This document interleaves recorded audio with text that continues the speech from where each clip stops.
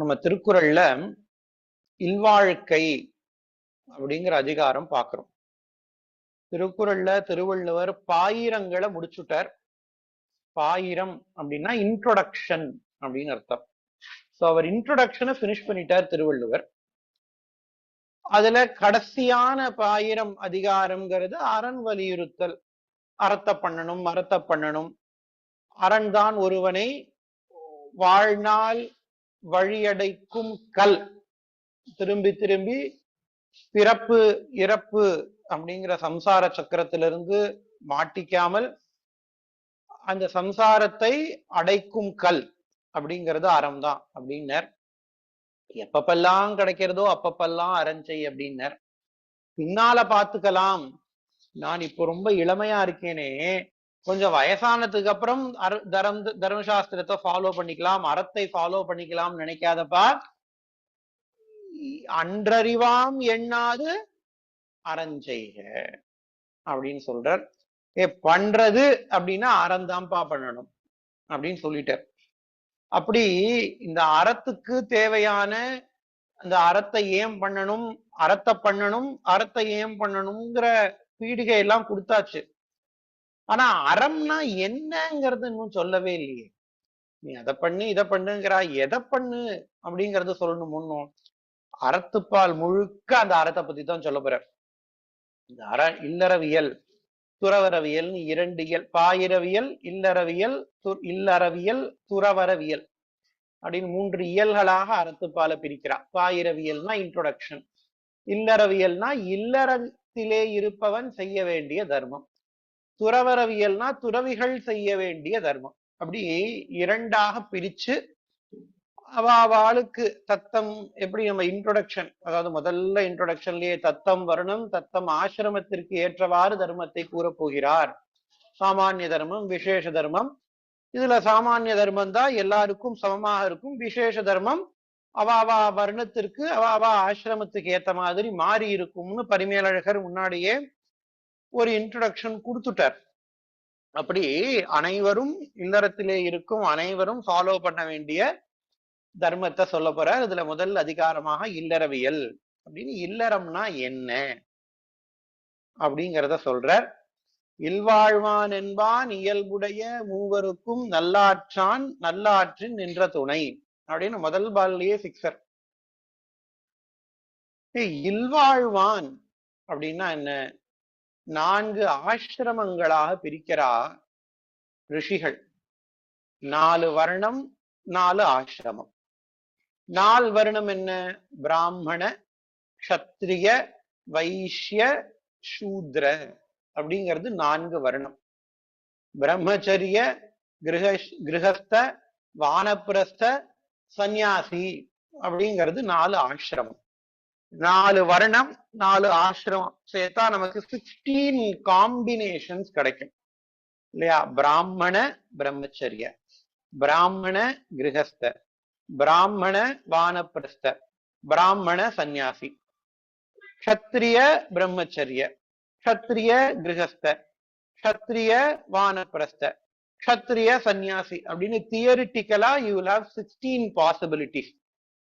அதுல எதெல்லாம் சாஸ்திரத்துல அலோவ் பண்ணிருக்கு அப்படிங்கறதெல்லாம் இருக்கு. அது ரொம்ப டெக்னிக்கலா இருக்கும், அதனால போக வேண்டாம். Just remember that we have 4 varnas, we have 4 ashramas. அதுல எல்லா வருணத்தாருக்கும் கிரகஸ்தாசிரமம்ங்கிறது உண்டு. பிராமண ஜாதிக்கும் கிரகஸ்தாசிரமம்ங்கிறது உண்டு, க்ஷத்ரியாளுக்கும் கிரகஸ்தாசிரமம்ங்கிறது உண்டு, வைஷ்யாளுக்கும் கிரகஸ்தாசிரமங்கிறது உண்டு, சூத்ராளுக்கும் கிரகஸ்தாசிரமங்கிறது உண்டு. இப்படி எல்லாருக்கும் இருக்கின்ற இந்த ஆசிரமத்தின் முதல் கடமை என்னன்னா மிச்ச 3 பேரைக்கும் சப்போர்ட் பண்றது. ஏன்னா அந்த கிரகஸ்தன் மாத்திரம்தான் பணத்தை சம்பாதிக்க முடியும். பிரம்மச்சாரிக்கோ சந்நியாசிக்கோ வானப்பிரஸ்திக்கோ பணத்தின் மீது அதிகாரம் கிடையாது. கிரகஸ்தன் தான் பணத்தை தான் சம்பாதிச்சு தான் மாத்திரம் வச்சுக்கப்படாது, மிச்ச 3 பேருக்கும் கொடுக்கணும். யாரு 3 பேரு? பிரம்மச்சாரி, வானப்பிரஸ்தி, சந்நியாசி. இந்த 3 பேருக்கும் கொடுக்க வேண்டியது கிரகஸ்தனுடைய கடமை. அதுதான் சொல்றார் இல்வாழ்வான். கிரகஸ்தனானவன், இல்வாழ்வான்னா கிரகஸ்தன், இல்னா கிரகம், இல்லம்னா கிரகம், இல்வாழ்வான் கிரகஸ்தனானவன் இயல்புடைய மூவருக்கும். யாரு மூவர்? பிரம்மச்சாரி, வானப்பிரஸ்தி, சந்நியாசி. இந்த மூவருக்கும் நல்லாற்றின் நின்ற துணை அப்படின்னு விட்டார். அப்படி 3-4 பாட்டுல பிரம்மச்சாரி கிரகஸ்தன் யார் யாருக்கெல்லாம் உதவி செய்ய வேண்டும் அப்படிங்கிறத சொல்லப்படுற. நம்ம எப்பவுமே கான்ட்ரிபியூஷன் வெர்சஸ் கன்சம்ஷன் நம்ம பார்த்துக்கணும். இந்த சொசைட்டில இருந்து we consume a lot, we also have to contribute back to the society. We consume a lot, we also have to contribute back to the society. இந்த தர்மங்கள் எல்லாம் contributing back to the society. நம்ம எவ்வளவு consume பண்றோம், எவ்வளவு contribute பண்றோம்ங்கிறத பார்த்துட்டே இருக்கணுமா. அதுல first wave of contribution is for brahmachari, vanaprasthi and சந்நியாசி. அதோட நிக்கிறதான்னா கிடையாது, பின்னாடி இன்னும் பெரிய லிஸ்ட் வரப்போச்சு. அடுத்த குறள்ல சொல்றார், துறந்தார்க்கும் துவாதவர்க்கும் இறந்தார்க்கும் இல்வாழ்வான் என்பான் துணை. இந்த திருக்குறள் ரொம்ப முக்கியமான திருக்குறள். எல்லாரும் கனாபினான்னு அவளுக்கு ஏத்த மாதிரி அர்த்தம் எழுதுற திருக்குறள். இதுல பரிமேலழகருடைய அர்த்தம் தான் திருவள்ளுவருடைய மனசு குறிப்பறிந்து எழுதியிருக்கிற அர்த்தம். துறந்தார்க்கும் இங்க இன்னொரு 3 பேர் சொல்ற. துறந்தார்னு ஒரு கேட்டகரி சொல்றா, துவாதவர்னு ஒரு கேட்டகரி சொல்றா, இறந்தார்னு ஒரு கேட்டகரி சொல்ற. இந்த 3 பேரும் யாருங்கிறத பார்க்கணும்.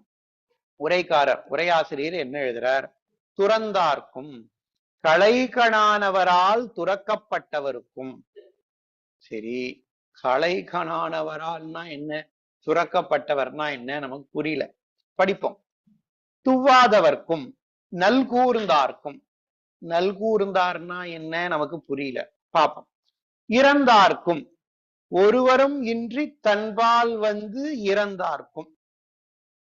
ஓகே, இது கூட கொஞ்சம் புரியுது. ஒருவரும் இன்றி தன்பால் வந்து இறந்தார்க்கும், பிச்சை எடுத்தவர்க்கும், யாருமே இல்லாம நம்மள்ட்ட வந்து பிச்சை எடுத்தார். இல்வாழ்வான் என்பான் துணை. சோனி பிரம்மச்சாரி, வானப்பிரஸ்தி, சந்நியாசி மட்டும் கிடையாதுப்பா, உன்டோ இருக்கா பார் ஃபெல்லோ கிரகஸ்தாஸ், பியர் அப்படிம்போம், ஃபெல்லோ கிரகஸ்தாஸ். யார் யாருக்கெல்லாம் ஃபெல்லோ கிரகஸ்தால் ப்ராப்ளம் இருக்கோ அவளுக்கும் நீதான் துணை. சரி, இது யார் யாரு? துறந்தார்க்கு பாவம் ஒழிய அவர் களைகனாய் நின்று வேண்டுவன செய்தலாலும். அதாவது அகதிகள் அப்படிங்கிறான், ஏதிலிகள் அப்படின்னு தமிழ்ல சொல்லுவா. இந்த வாழ்ந்து கெட்ட குடும்பம் அந்த மாதிரிலாம் இருக்கும். அவன் கிரகஸ்தன் தான், ஆனா அவன்கிட்ட பணமே இல்லை. ரொம்ப முன்னாடி பணக்காரனா இருந்திருப்பான், பட் அவன் வாழ்க்கையில நொடிச்சு போயிருப்பான். அவனுக்கு பேரு தான் துறந்தார்னு சொல்றான். துவாதவர்க்கும் நல்கூர்ந்தார்னா தரித்திரவான் அர்த்தம். நல்கூர்ந்தார்னா தரித்திரவான் அர்த்தம், ஏழை. இப்ப இந்த துறந்தாருங்கிறது அவன் பணக்காரன் தான், ஆனா அட் தட் மொமெண்ட் அவன்கிட்ட பணம் இல்லை. ஏன்னா அவன்கிட்ட வந்து ஏதோ ஹெல்ப் கேட்கிறான், அவனுக்கும் பண்ணணுமா. இறந்தார் அப்படிங்கிறதுக்கு 2 விதமான அர்த்தம் சொல்றார். முதல்ல வந்து இறந்தாருங்கிறது என்ன சொல்றார், எனக்கு கதி யாருமே இல்லாமல் ஒருவரும் இன்றி தன்பால் வந்து இறந்தார்னு சொல்றார். ஆனா பரிமேலழகர் பின்னாடி அவர் என்ன சொல்றாருன்னா, இறந்தார்னா செத்து போனவர்கள்னு சொல்றார். செத்து போனவர்களுக்கு நீர்க்கடன் தர்ப்பணம் பண்றது, பித்ரு பூஜை பண்றது கிரகஸ்தனுடைய முக்கியமான வேலை. ஏன்னா பிரம்மச்சாரி பித்ரு பூஜனம்ங்கிறது கிரகஸ்தான் அளவுக்கு பண்ண முடியாது. கிரகஸ்தனுடைய துணை இருந்தால்தான் பிரம்மச்சாரி பித்ரு பூஜனமே பண்ண முடியும். அப்படி பித்ருக்கடன் செய்வது இறந்தவர்களுக்கு.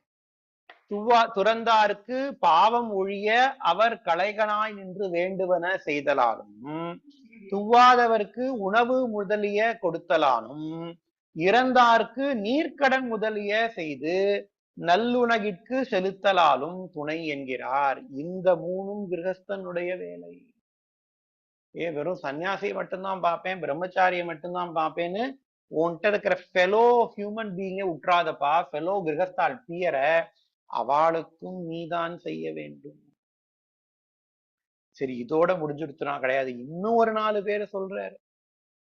இன்னும் ஒரு 4 பேரு கிரகஸ்தன் இன்னும் ஒரு 4 பேரையும் சப்போர்ட் பண்ணணும் அப்படிங்கிறார். 3வது திருக்குறள்ல 43ல தென்புலத்தார் தெய்வம் விருந்து ஒக்கல் தான் என்றாங்கும் ஐம்புலத்தான் ஓம்பர் தலை. இந்த 5 பேரையும் பார்க்கணும்பா. முதல்லயே 3 பேர் சொன்னார். இல்வாழ்வான் என்பான் இயல்புடைய மூவருக்கும் நல்லாற்றின் என்று துணை. யாரு மூவர்? பிரம்மச்சாரி, வானப்பிரஸ்தி, சந்நியாசி. 2வது திருக்குறள்ல 3 பேர் சொல்றார். துறந்தார், துவாதார், இறந்தார். 6 இப்போ 4 பேர் சொல்ற. 5 பேரு. தென்புலத்தார் தெய்வம் விருந்து ஒக்கல் தான்.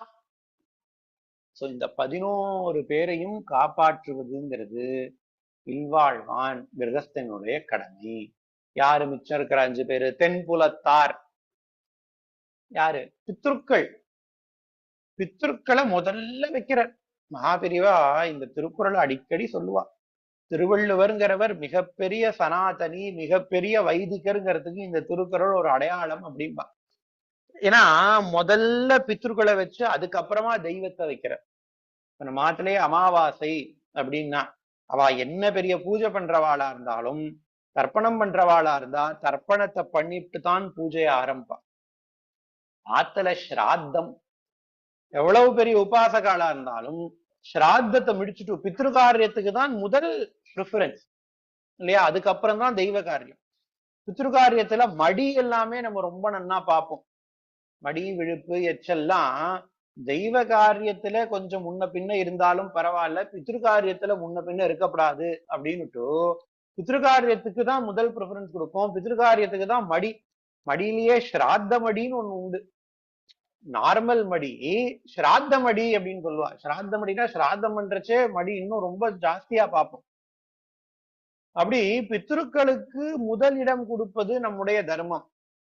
அதையே திருவள்ளுவர் ஃபாலோ பண்றதுனால்தான் தென்புலத்தாருங்கிறத முதல்ல வச்சுட்டார். அப்புறமா தெய்வம். அதுக்கு அடுத்த ஸ்டேஜ் தான் பகவான். அதுக்கு அடுத்த ஸ்டேஜ் விருந்து ஒக்கல் அப்படிங்கிற. விருந்து அப்படின்னா என்னன்னா விருந்தினர், கெஸ்ட். ஒக்கல் அப்படின்னா சுற்றத்தார், சொந்தக்காரா. அப்புறம் தான். எல்லாரையும் விட்டுட்டு இவன் தன்னை கவனிச்சுக்கலன்னா நன்னா இருக்காது பாருங்க. தன்னையும் கவனிச்சுக்கணும், ஆனா இவா எல்லாரையும் கவனிச்சுட்டு கடைசியா தன்னையும் கவனிச்சுக்கணும். தான் தென்புலத்தார் தெய்வம் விருந்து ஒக்கல் தான் என்றாங்கும் ஐம்புலத்தார் ஓம்பல் தலை. இந்த 5 பேரையும் பார்த்துக்கணும் அப்படிங்கிறார். சோ இதுலதான் வருது கன்சம்ஷன் வெர்சஸ் கான்ட்ரிபியூஷன் அப்படின்னு. இதையே சாஸ்திரம் பஞ்சமகா யஜ்ஞம் அப்படின்னு சொல்லும். சாஸ்திரத்துல பார்த்தேன்னா பஞ்சமகா யஜ்ஞம் அப்படின்னு சொல்லுவார். இது கிரகஸ்தன் தான் பண்ண முடியும். பிரம்மச்சாரி பண்ண முடியாது, வானப்பிரஸ்தி பண்ண முடியாது, சன்னியாசி பண்ண முடியாது. என்னென்ன பஞ்சமகா யஜ்ஞம்னா தேவ யஜ்ஞா, பித்ரு யஜ்ஞா, ரிஷி யஜ்ஞா. தேவ யஜ்ஞா, பித்ரு யஜ்ஞா, ரிஷி தர்ப்பணம், ரிஷி யஜ்ஞா, மனுஷ்ய யஜ்ஞா, பூத யஜ்ஞா அப்படின்னு 5 யஜ்ஞம் சொல்றது. தேவ யஜ்ஞம் எல்லாருக்கும் தெரியும், கார்த்தால நம்ம பண்ற பூஜை, பகவானுக்கு நாம் செய்கின்ற பூஜை தேவ யஜ்ஞம்னு பேர். பித்ரு யஜ்ஞம் மாசா மாசம் அமாவாசை புண்ணிய காலமா இருந்தா தர்ப்பணம் பண்றது. ஷண்ணவதி தர்ப்பணம்னுபா. ஒரு வருஷத்துல 96 தர்ப்பணம் பண்ணணுமா. ஒரு வருஷம் கூடவும் கூடும், 96க்கு மேலேயும் ஆகும். பட் மினிமம் 96 தடவை ஒரு வருஷத்துல தர்ப்பணம் பண்ணு. வியதீபாத யோகத்துல தர்ப்பணம் பண்ணு, மாசபரப்புக்கு தர்ப்பணம் பண்ணு, அமாவாசைக்கு தர்ப்பணம் பண்ணு, அஷ்டகா அன்வஷ்டகா திஸ்ரோஷ்டகான்னு சொல்லுவா தர்ப்பணம் பண்ணு, யுகாதியில தர்ப்பணம் பண்ணு, மன்வந்தராதியில தர்ப்பணம் பண்ணு. மாலை பட்சத்துல தர்ப்பணம் பண்ணு, கிரகணம் வந்தா தர்ப்பணம் பண்ணு. இப்படி சாஸ்திரத்துல தர்ப்பணம் எத்தனை நாள் பண்ணணும், எப்பப்பெல்லாம் பண்ணணும்னு சொல்றது. நீ ஏதாவது ஒரு தீர்த்த கஷேத்திரத்துக்கு போனா அங்க தர்ப்பணம் பண்ணுங்கிறது சாஸ்திரம். எனக்கு ஏதோ கங்கை கரைக்கு போறேன், அன்னைக்கு அமாவாசையும் கிடையாது, பௌர்ணமியும் கிடையாது, ஒரு பித்ரு தினமும் கிடையாது, ஆனாலும் தீர்த்த கஷேத்திரத்துக்கு போனா அந்த இடத்துல ஒரு தர்ப்பணத்தை பண்ணு அப்படிங்கிறது சாஸ்திரம். சோ அது பேரு பித்ரு யஜ்யம்னு பேரு. தேவ யஜ்யம் முடிஞ்சிருத்து, மனுஷ யஜ்யம் முடிஞ்சிருத்து, பித்ரு யஜ்யம் முடிஞ்சிருத்து, அடுத்து ரிஷி யஜ்யம். இப்ப நம்ம பண்றது ரிஷி யஜ்யம். ஏன்னா நமக்கு வேதத்தெல்லாம் ரிஷிகள் தான் கொண்டு வந்து கொடுத்திருக்கா, தர்மசாஸ்திரத்தெல்லாம் ரிஷிகள் தான் கொண்டு வந்து கொடுத்திருக்கா. அவளுக்கு நம்ம பண்ணணும். இந்த ரிஷி யஜ்யத்துக்கு பேர், இன்னொரு பேரு தான் பிரம்ம யஜ்யம்னு பேர். வேதத்தை அத்தியனம் பண்ற இது பேரு பிரம்ம யஜ்யம். பிரம்ம யஜ்ய பிரஷ்னம் சொல்லியாச்சா அப்படின்பா. பிரம்ம யஜ்ய பிரஷ்னம் சொல்லிட்டு தான் சாப்பிடுறதுன்னு ஒரு வழக்கம். பிராமணன் ஆனவன் பிரம்மயஜ்ய பிரஷ்னம் சொல்லிட்டு தான் சாப்பிடணும். ஏன்னா எல்லாரும் பண்ற பாவத்தை பிராமணன் வாங்கிக்கிறான். நான் போய் ஒருத்தர் ஆத்துல ஏதோ அவாத்துல தஷ்டியப்த பூர்த்தி தசதானம்னு பண்றான், 10 விதமான பொருட்களை தானம் பண்ணுவா. ஏன் அவன் நன்னா தானம் கொடுக்கறானேன்னு வாங்கிட்டு ஆத்துக்கு வந்துடக்கூடாது. நீ தானம் கொடுத்தா அந்த சாமான மாத்திரம் வாங்கிக்கல, அவன் என்னத்துக்காக தானம் கொடுக்கறான், அவனுடைய பாவம் போறதுக்காக தானம் கொடுக்கறான். அவனுடைய பாவம் யார்கிட்ட போகும்? தானத்தினுடைய பொருள் வழியாக கொடுக்கிறவனுடைய பாவம் வாங்கிக்கிறவனுக்குத்தான் வரும்.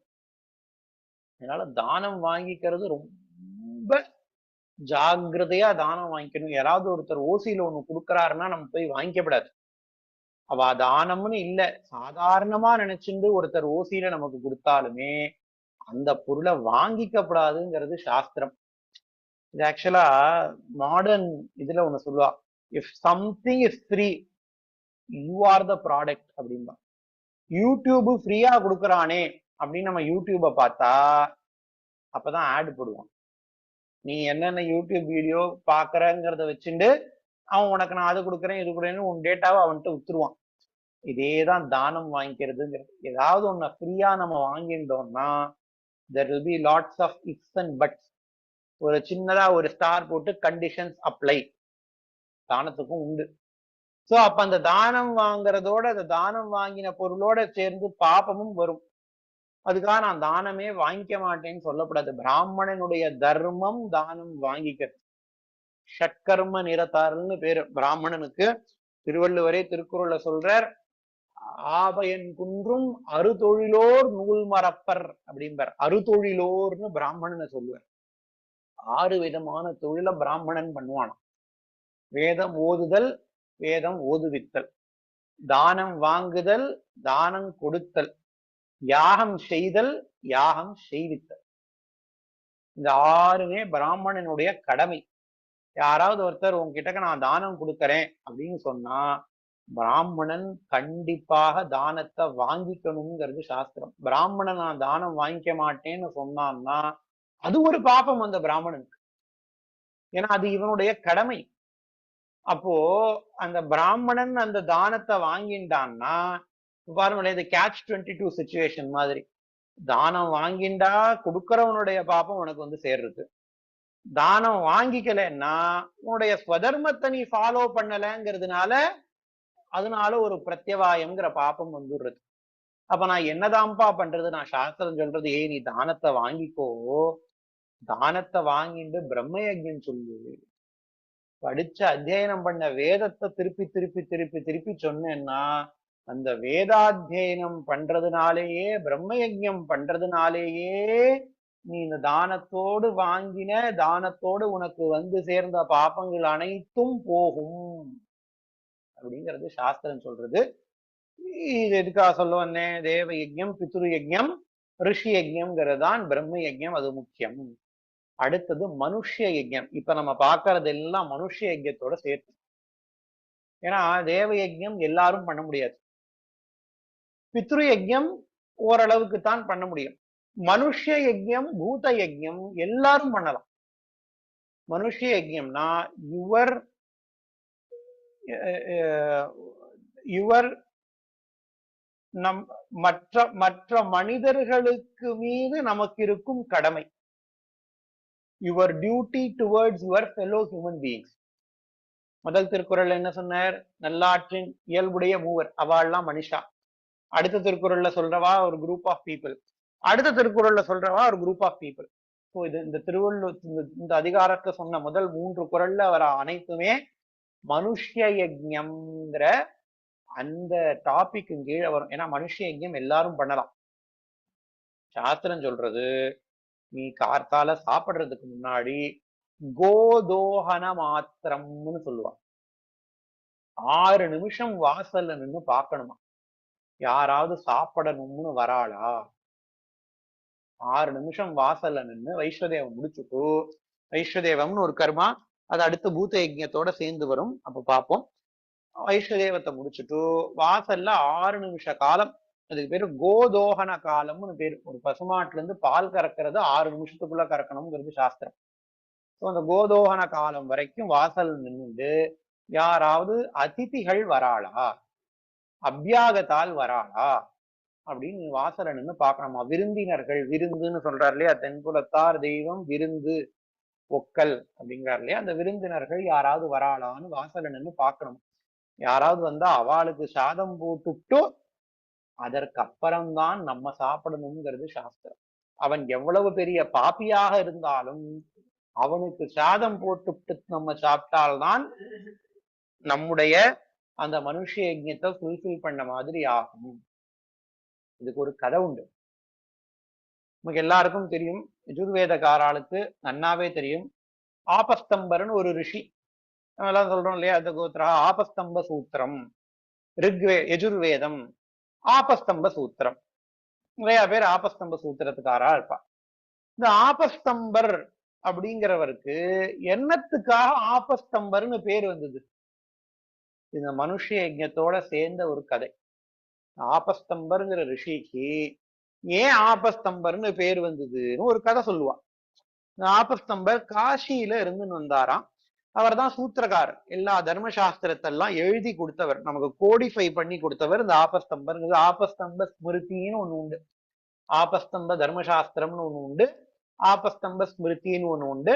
இப்ப நம்ம பண்ற கல்யாணம், காது குத்து, குழந்தை பிறந்து, ஆண்டு நிறைவு, இதெல்லாமே யஜுர்வேதக்காராளா இருந்தா அந்த ஆபஸ்தம்பர் என்ன சொல்றாரோ அதன்படிதான் நம்ம பண்ணிட்டு இருக்கோம். கல்யாணத்துனா இது பண்ணணும், ஒரு குழந்தை பிறந்ததுன்னா இது பண்ணணும், இந்த குழந்தைக்கு பூணல் போடணும்னா இந்த ஆர்டர்ல இந்த ரிச்சுவலை பண்ணணும். இதெல்லாம் நமக்கு எப்படி தெரியும்னா இந்த ஆபஸ்தம்பருங்கிற ரிஷி சொன்னதுனாலதான் தெரியும். தர்ம தேவத்தை இந்த ஆபஸ்தம்பரை டெஸ்ட் பண்ணணும்னு நினைச்சாராம். சரி, இவன் எல்லாருக்கும் தர்மசாஸ்திரம் சொல்றான், இவனுக்கு முதல்ல தர்மசாஸ்திரத்தினுடைய சூக்ஷ்மத்தை இவன் விளங்கின்னு இருக்கானா அப்படின்னு பாக்குறதுக்காக தர்ம தேவத்தை இந்த ஆபஸ்தம்பரை டெஸ்ட் பண்ணணும்னு நினைச்சுதான். ஆபஸ்தம்பர் காசியில இருந்தாருன்னு சொன்னேன் இல்லையா, இவர் காசியில கார்த்தால் எழுதிட்டு கங்கா ஸ்நானம் பண்றதுக்காக போறார். பிராமே முகூர்த்தே உத்தாய அப்படின்னு பிராம முகூர்த்தத்துல எழுந்துட்டோம் கங்கால ஸ்நானம் பண்றதுக்காக ஆத்த விட்டு கிளம்பி வாசல்ல போறார். ஒரு 4 தெரு, கங்கை காசியில எல்லாம் ஒரே சந்து சந்தா இருக்கும். ஏதோ 2-3 சந்து தாண்டி ஒரு சந்துல ஒரு பிராமணன் மாட்டை வெட்டிக்கின்னு இருக்கான், கோஹிம்சை பண்றான் ஒரு பிராமணன். இவர் என்னடா அது காலங்காலத்தாலேயே முஞ்சில முழிக்க வேண்டியதா போயிடுத்து, கோஹிம்சை பண்றத பாக்குறதே சாஸ்திரத்துல பாபம்ங்கிறது. சரி, இவர் நல்ல வேலை குளிக்க தான் போயிட்டு இருக்காரு, அதுவும் கங்கையில குளிக்க போயிட்டு இருக்காரு, கங்கையில இதுக்கும் சேர்த்து ஒரு முழுக்க போடுவோம் அப்படின்னு முழுக்க போட்டுவிட்டு திரும்பி வர்றப்போ சரி இந்த தெரு வழியா வந்தா திருப்பி இவனை பார்க்க வேண்டி வரும், அதனால வேற தெரு வழியா வருவோம் அப்படின்னு வேற தெரு வழியா ஆத்துக்கு வந்து சந்தியாவந்தனம், உபாசனம், அக்னிஹோத்திரம், இந்த கர்மாக்கள் எல்லாம் பண்ணிட்டு வைஸ்வதேவம் பண்ணிவிட்டார். இப்ப அடுத்து இந்த கோதோகன காலத்துல காத்துன்னு இருக்கணுமே, யாராவது சாப்பிடுறதுக்கு வராளான்னு. வந்தா அவளுக்கு போட்டுவிட்டு அதுக்கப்புறம் தான் சாப்பிடணும்னு சாஸ்திரம். இவர் வாசல்ல நிக்கிறார், யாராவது வராளா, அதுக்கு பேரு ஆதித்யம்னு பேரு, அதித்தி சத்காரம், ஆதித்யம்னு பேரு. யாராவது வராளா சாப்பிடுறதுக்கு அப்படின்னு வாசல் நின்று கத்தணுமா. நம்ம காக்காக்கு சாதம் வச்சுட்டு காக்கா காக்கான்னு கத்துறோமோ, அந்த வாசல் நின்று யாராவது பசிக்கிறதா சாப்பிட வாங்கோ அப்படின்னு கூப்பிடணுமா. இவர் கரெக்டா வாசலுக்கு போறார், கார்த்தால ஒரு பிராமணன் மாட்டை வெட்டின்னு இருந்தான் பாருங்க. அந்த பிராமணன் இவ ஆத்துக்கு முன்னாடி வந்து நின்னான். இவருக்கு என்னடா அது, நம்ம மூஞ்சில முழிச்ச முகம் சரியில்லை போல இருக்கே அப்படின்னு நினைச்சுட்டு இவர் கேக்குறார். கேட்கணுமே, சாஸ்திரத்துல இருக்கே. அவன் சொன்னான்னா, ஆமாமா எனக்கு ரொம்ப பசிக்கிறது, நான் வேற ஊருக்காரன், எனக்கு உங்க ஆத்துல சாதம் போடுங்கோ அப்படின்னு வாயை விட்டு கேட்டுவிட்டார்.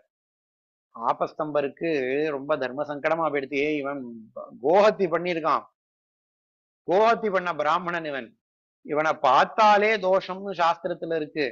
இவனை நான் எப்படி ஆத்துக்குள்ள கூப்பிட்டு வச்சு எப்படி சாதம் போடுறது? இவன் வேற அந்த கோதோவன் அந்த அந்த அந்த காலத்துல வைஷ்ணதேவம் பண்ணிட்டு காத்துட்டு இருக்கிற காலத்துல வேற அவன் வந்துட்டானே. இவனுக்கு சாப்பாடு போட்டாலும் பாவம், போடலைனாலும் பாப்பம். என்ன பண்ணலான்னு யோசிச்சாராம். சரி, வாசல்லையே வச்சு சாதம் போட்டு அனுப்பிச்சிடுவோம் அப்படின்னு திண்ணையில உட்காருங்க, நான் சாப்பாடு பண்ணி எடுத்துன்னு வர சொல்றேன். அவர் போனதுக்கு அப்புறம் எல்லாத்தையும் அலம்பி விட்டுவிட்டு திருப்பி சமைச்சு வேற சாப்பாடு சமைச்சு சாப்பிட சொல்லிடலாம், சாப்பிட்டுக்கலாம் அப்படின்னு இவர் நினைச்சிருந்து திண்ணையில உட்காருங்க வரா. அந்த பிராமணன் மாட்டேங்கிறாராம். நீங்க ரொம்ப பெரிய ரிஷின்னு சொல்லியிருக்கா, திண்ணையில உட்கார வச்சு அதிதிக்கெல்லாம் சாப்பாடு போடக்கூடாதுன்னு உங்களுக்கே தெரியும், அதனால நான் உள்ள வந்து சாப்பிடுறேன் அப்படின்ட்டாராம். அவருக்கு இன்னும் அடுத்தது என்ன பண்ணணும்னு தெரியல. சரின்ட்டு உள்ள கூப்பிட்டார். சரி, எல்லாம் சாணியை கரைச்சு மொழிகிக்கலாம் அப்படின்னு ஆத்துக்குள்ள கூப்பிட்டார். ஒரு இலைய போட்டார்.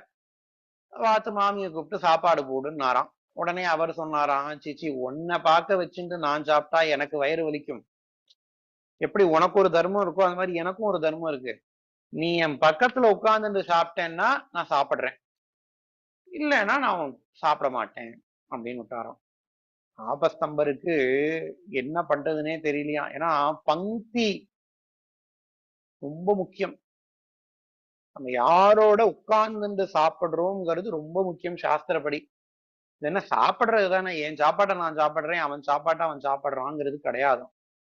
ஒரு சில பேருக்கு பங்கி பாவனாள்னு பேரு.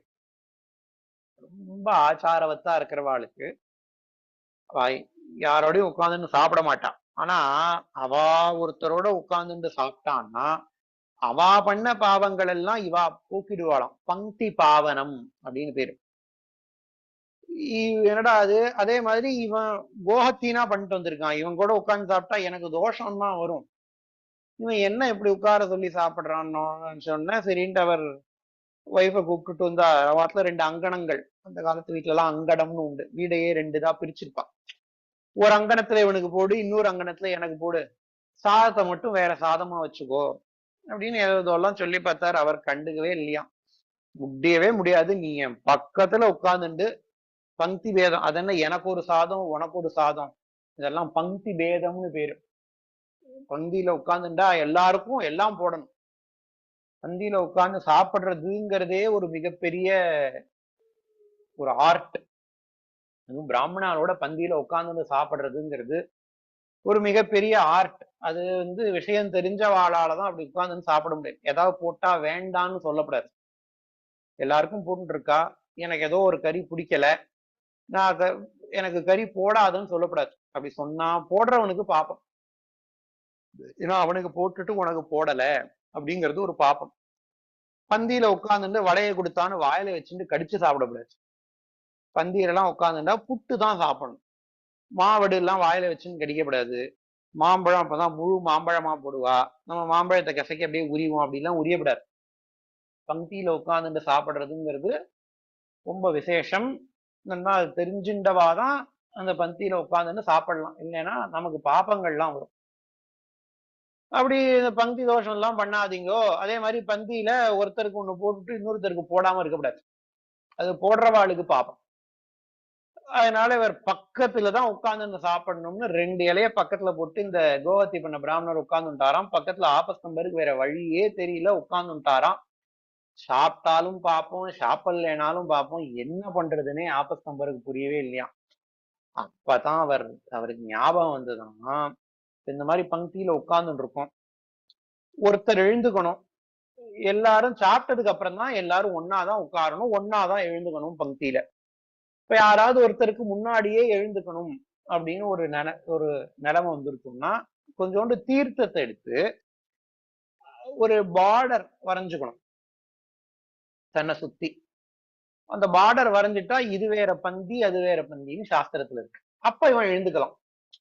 ஆபஸ்தம்பர் யோசிச்சாராம், இது நல்ல ஐடியா, இவரும் நானும் பக்கத்துல பக்கத்துல உட்கார்ந்துட்டு இருக்கோம், 2 இலைக்கு நடுவுல தீர்த்தத்துல ஒரு கோடை போட்டுருவோம். தண்ணியில ஒரு கோடை போட்டா இது வேற பந்தி அது வேற பந்தின்னு ஆயிடும்.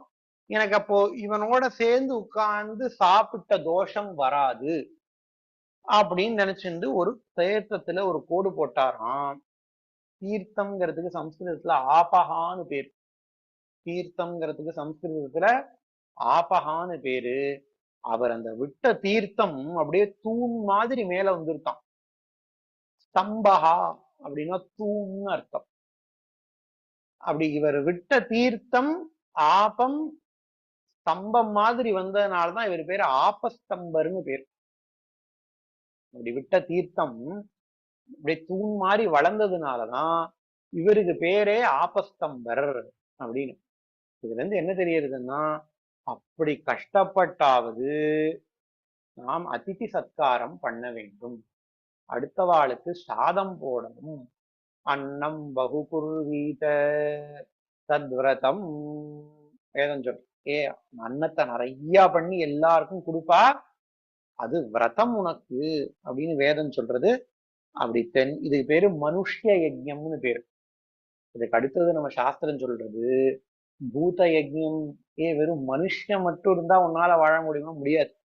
உன்னை சுத்தி நிறைய ஜீவராசிகள்லாம் இருக்கு, அவளும் வாழணும். அதனால அவளுக்கும் நீ சாதம் போடணும். காக்காக்கு சாதம் போடுறது, கார்த்தால ஆனா காக்காக்கு சாதம் போடணும், ராத்திரி ஆனா நாய்க்கு சாதம் போடணும்னு சாஸ்திரம்.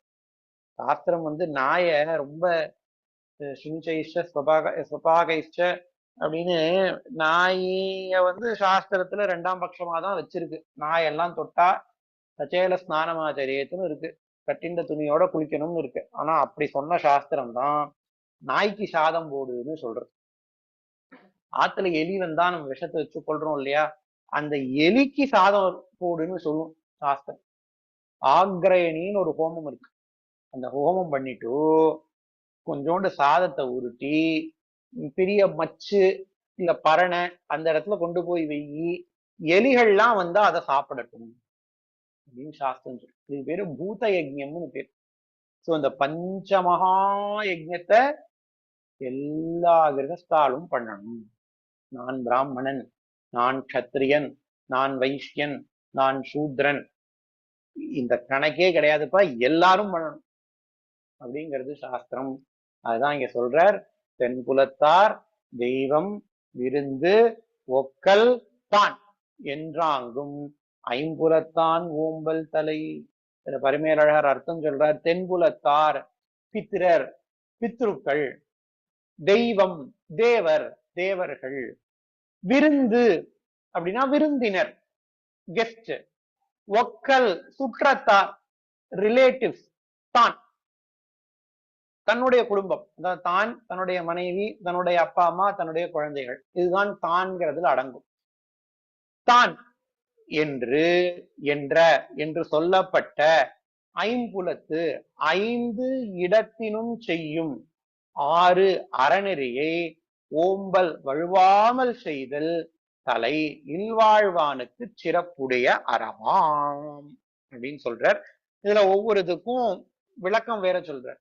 தென்புலத்தார் பித்திரராவர், படைப்பு காலத்து அயனார் படைக்கப்பட்டதோர் கடவுட்சாவி, அவருக்கு இடம் தென்திசை ஆதலில் தென்புலத்தார் என்றார். நம்ம பித்ருக்கள்னா என்னமோ அப்பா சத்து போனா அவாதான் பித்ருக்கள்னு நினைச்சுட்டு இருக்கோம். அவா மாத்திரம் பித்ருக்கள் கிடையாது. பிரம்ம யஜ்ஞம்னு சொன்னேனே, சர்வான் பித்ருன் தர்ப்பயாமி, சர்வ பித்ருகணாக தர்ப்பயாமி, சர்வ பித்ருபத்னி தர்ப்பயாமி, சர்வ பித்ருகணபத்னி. அப்பா இருக்கிறவாளும் இந்த பித்ரு தர்ப்பணம்ங்கிறத பண்ணணும். பிரம்ம யஜ்ஞத்துல தர்ப்பணம் உண்டு, தேவ ரிஷி பித்ரு தர்ப்பணம்னு உண்டு. அப்பா இருக்கிறவாளும் இந்த பித்ரு தர்ப்பணம்ங்கிறது பண்ணணும். ஆனா இந்த பித்ருக்கள் வேறு, நம்ம ஆத்துல இருக்கிற முன்னோர்கள் பித்ருக்கள் வேறு. அதுதான் இங்க சொல்றார். இந்த பித்ருக்கள் அப்படிங்கிறது படைப்பு காலத்து அயனார், அயன்னா பிரம்மா, அயனால் படைக்கப்பட்டதோர் கடவுட்சாவி, அவருக்கு இடம் தென் திசை ஆதலில் தென்புலத்தார் என்றார். தெய்வம் என்பது சாதி ஒருமை. விருந்து விருந்துனாலே விருந்துனா என்ன? புதுமை. விருந்துனாலே புதுமைன்னு அர்த்தமா. அகுது ஈண்டு ஆகு பெயராய் புதியராய் வந்தார் மேல் நின்றது. மாத்துக்கு ஒருத்தர் புதுசா ஒருத்தர் வராருன்னா அவருக்கு பேரு விருந்தினர் அப்படிங்கிறோம். ஏன்னா புதுசா ஒருத்தர் வர. இந்த இதுல சாஸ்திரம் அதிதி அபியாகதாள் அப்படின்னு ரெண்டு பேரை சொல்லும். நமக்கு தெரிஞ்சவா ஒருத்தர் ஆத்துக்கு வரா, நமக்கு அவரை முன்ன பின்ன தெரியாதவா ஒருத்தர் ஆத்துக்கு வரா. ஒருத்தருக்கு பேரு அதித்தின்னு பேரு, இன்னொருத்தருக்கு பேரு அபியாகதாள்னு பேரு. அதை இங்க சொல்ல போற. அவர் இரு வகையினர். விருந்துங்கிறது ரெண்டு டைப். பண்டு அறிவு உண்மையின் குறித்து வந்தாரும் அகுது இன்மையின் குறித்து வந்தாரும் என. பண்டு அறிவு எனக்கு ஏற்கனவே தெரியும், நான் ஆத்துக்கு வரேன்னு லெட்டர் போட்டுட்டு வந்திருக்கார். அவரு பேரு அதித்தின்னு பேரு, அவரு பேரு அபியாகதர்னு பேரு. எனக்கு அவ எப்ப வராருன்னு தெரியாது, எப்ப போவாருன்னு தெரியாது. எனக்கு அவர் யாருன்னே தெரியாது. அவருக்கு பேரு அதித்தி. பண்டு அறிவு உண்மையின் குறித்து வந்தவரும் அகது இன்மையின் குறித்து வந்தவர். அந்த அதித்தி அபியாகத்தால் ரெண்டு பேருக்கும் சேர்ந்து விருந்துன்னு பேரு. ஒக்கல் அப்படின்னா சுற்றத்தார். எல்லா அறங்களும் தான் உளனாய் நின்று செய்ய வேண்டுதலின் தன்னை ஓம்பலும் அரணாயிற்று.